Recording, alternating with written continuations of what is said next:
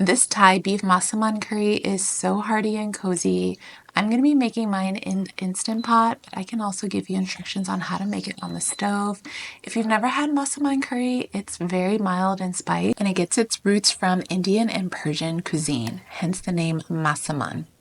First, we're going to sear off some chuck roast that I just seasoned lightly with some salt. You want to make sure every side gets a nice sear and don't overcrowd the pot because you want to make sure that it doesn't start steaming.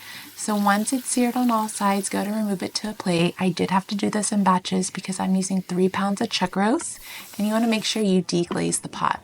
So you do these same steps if you're making it on the stove as well.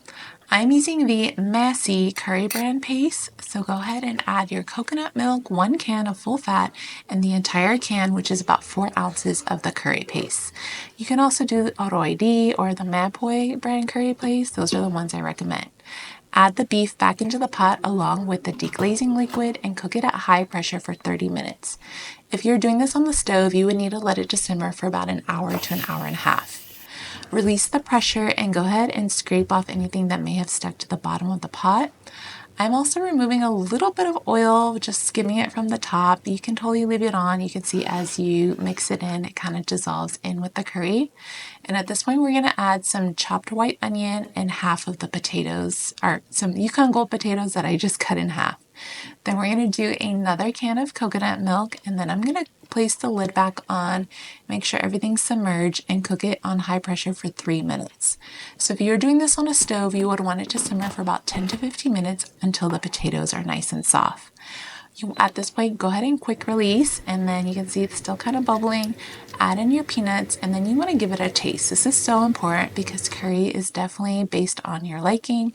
I thought I needed a little bit more sugar. I did palm sugar and a little bit of tamarind concentrate.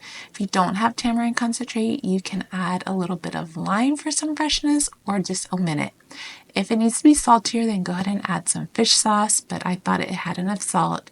And then if you want to serve the Massaman curry, I'm adding a couple more fresh peanuts on top and some Thai chilies. And you can serve it with some steamed rice, or another popular way is to eat it with roti, which is a flatbread, very similar to how they have it in Indian cuisine, like naan or roti. And then you can just use it to sop up all of that delicious curry. And it is so hearty and comforting. Like I said, it's not spicy at all, so this is a perfect dish if you do not like spicy food, and it tastes even better the next day. I really hope you give this recipe a try. Let me know in the comments below what you think.